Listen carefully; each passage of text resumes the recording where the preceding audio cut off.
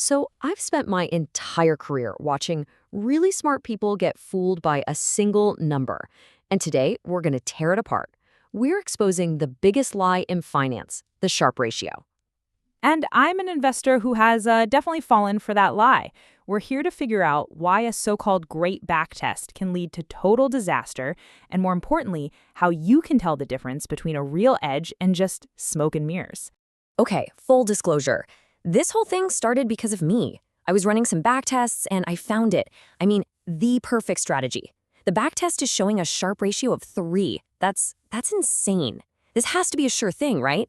I'm like ready to go all in. Whoa, hold on. I'm really glad you brought this to me before you put any real money down. Because what you think is a strategy is probably a mirage. So here's what we're going to do today. We're going to expose the Sharpe ratio's lie, then we'll dive into the overfitting trap. After that, we'll actually resurrect the metric with some modern tools. We'll even talk about something called strategy risk. And finally, we'll give you a toolkit you can start using today. All right, let's get right into it. Section 1, the Sharpe ratio's big lie. See, before we can understand why this thing fails so badly, we have to know what it's supposed to do in the first place. So the classic Sharpe ratio, which has been around since 1966, is actually beautiful in its simplicity. You just take your average return, subtract the risk-free rate, and then you divide it by how volatile those returns are. In theory, it tells you how much bang you're getting for your buck risk-wise. Higher is better. Simple. But, maybe a little too simple. Exactly. And when I run my backtest, I look at all the usual suspects. The total P&L looks amazing. The annualized return is off the charts. My hit ratio is way over 50%. I mean, everything on the screen is just screaming winner. And that right there is exactly where the trap is. Which brings us to section 2, the backtest overfitting trap. This is like the hidden disease in quant finance. It's the reason why most of these amazing strategies are completely doomed to fail the second they see real money. And look, don't just take my word for it. This is a quote from a paper by Campbell Harvey. He was the president of the American Finance Association. He flat out says, most claimed research findings in empirical finance are likely false. Wait, what? Most? How is that even possible? Is everyone just lying? It's way sneakier than that. The real villain here is a statistical crime called selection bias under multiple testing. Put it this way, if you try out 100 different recipes and pick the one that tastes the best, you haven't discovered a new culinary masterpiece. You've just cherry-picked luck. In finance, we call it data dredging or p-hacking, and it is everywhere. Okay, you have to see this. This chart, this might be the most important plot in all of modern finance. On the vertical axis, you've got the maximum Sharpe ratio you find, and on the horizontal, the number of strategies you test. Now just watch what happens. As you run more and more tests, you're basically just panning for gold in a river of complete random noise. And it leads to this absolutely mind-blowing number. If you run 1,000 trials on strategies that are pure noise, I mean the real Sharpe ratio is 0, the expected maximum Sharpe you'll find is 3.26. 3.26. My strategy had a Sharpe of 3, so you're telling me it could literally just be random chance?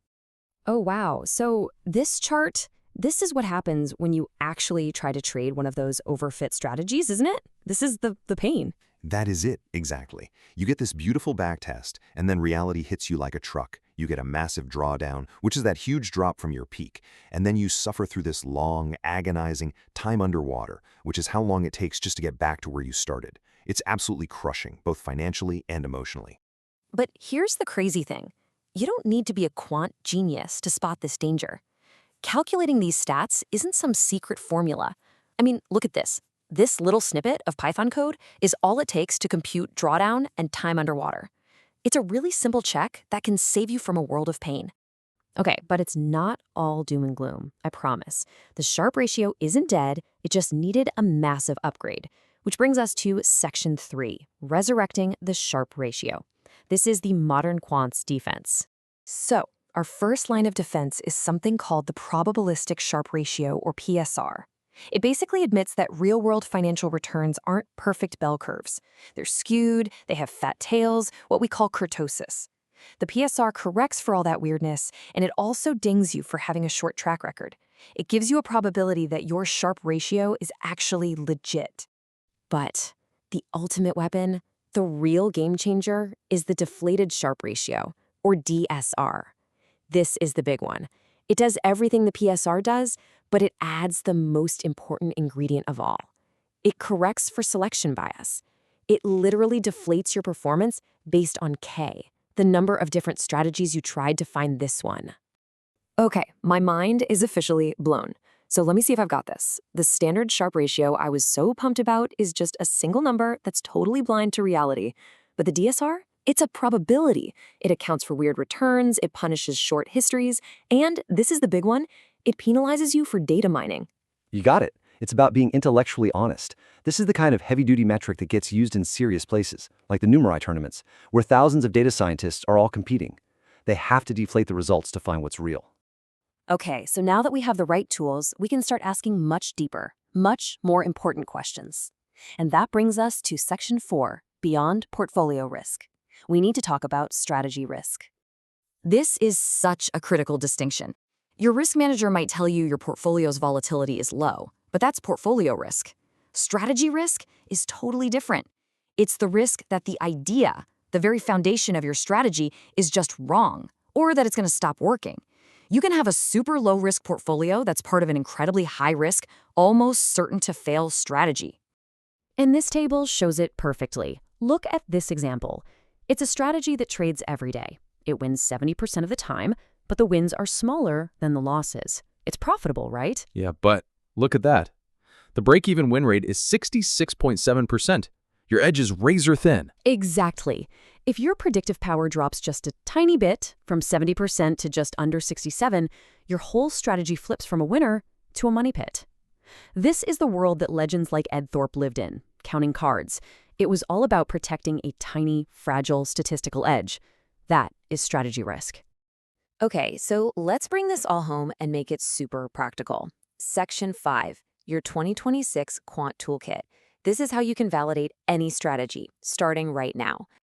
Okay, so this is the new playbook. Forget the headline Sharpe. Step 1, calculate drawdown and time underwater to understand what the pain could feel like. Step 2, compute the PSR to check for robustness. Step 3, be honest with yourself about K. How many things did I try? And finally, step 4, calculate the DSR. That gives you the actual probability that what you found isn't just a fluke. Wow, I am never looking at a backtest the same way again. And that is the absolute key takeaway we want to leave you with. See, it's easy to find a high Sharpe ratio. They're a dime a dozen if you torture the data enough. But finding a true strategy, one with a high deflated Sharpe ratio, that is the real challenge. And it's the real prize. So, now that you know the difference, which one are you going to look for?